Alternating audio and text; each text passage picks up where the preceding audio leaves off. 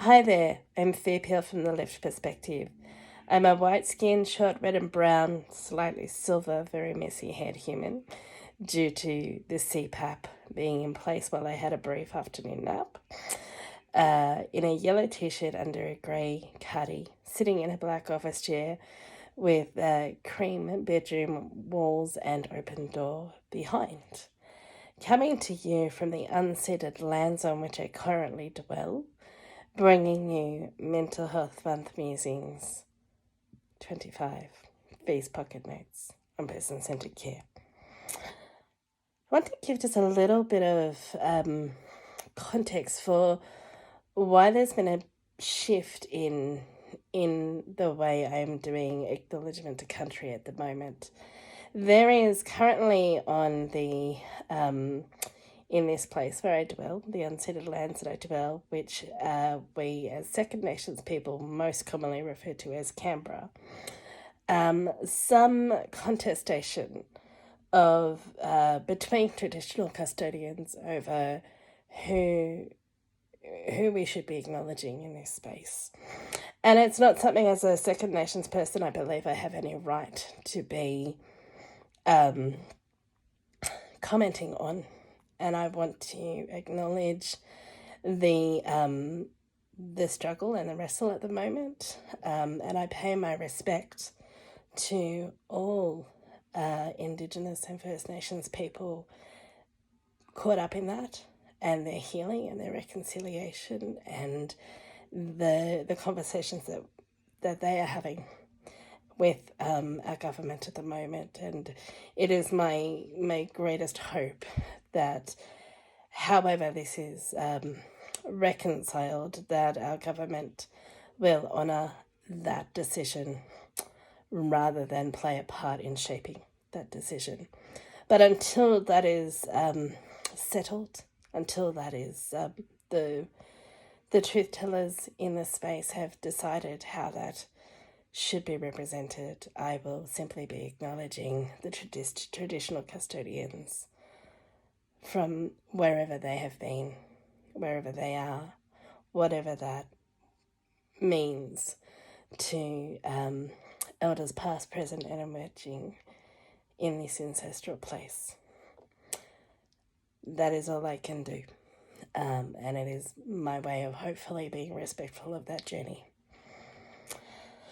I want to talk a little bit about key learning in on becoming a person, which is actually quite relevant, which is Carl Rogers saying that he has learned it is really important to acknowledge and not be something that he is not.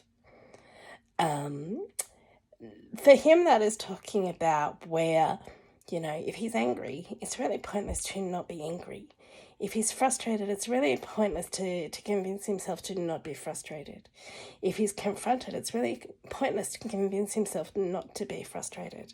Because when we enter those spaces and we stay in those spaces and deny our own feelings and our own narratives in those spaces, it makes it harder for the people we are seeking to support. Now, that's really relevant when you actually go back and have a look at our consumer-clinician interaction today, which is actually about a challenge to a consumer's particular diagnosis and desiring the right to be involved in how that diagnosis is understood. So I'd love to invite you to consider, if we were going to go back and have a look at that scenario and you were going to step in and play the part of the clinician, at what point you would step in and how you might form that, considering what might actually be coming up for the clinician in that interaction as the consumer challenges the diagnosis that they've been given. It's going to be interesting. I've got to do a little bit of advanced thinking. Have been doing some, but I hadn't realised that there are more consumer-clinician interactions than there are key learnings of Carl Rogers in that introduction. So I'm going to be going ahead in the next couple of days and working out where we go, because we've still got, another 6 or 7 days until this is all done. So curious to see what we come up with. Maybe you are too.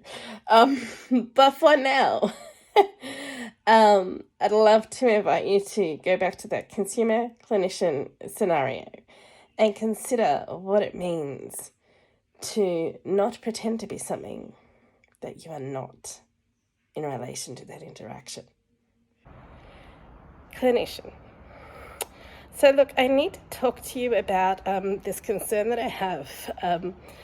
I have heard from the staff handover that you're questioning your diagnosis. Yes, I am. Tell me why that is. Because I've been doing some of my own research and I don't know that it is a good fit. I understand why you think those symptoms fit in that category, but I don't think they fit. Well, yes, but this is my job, not yours. I understand that, but I also know that when I've looked across at the different categories under the DSM, that there's a bunch of symptoms that fit across a bunch of categories. Yes, this is why this is my job to make the diagnosis and not yours. However, when I think about my subjective experience in relation to some of those other diagnostic criteria, I think I fit across about 4 or 5 of them. Yes, and this is why it is my job to make the diagnosis and not yours. But doesn't my voice matter? Yes, it does. You need to describe for me what you're feeling so that I can make an objective assessment.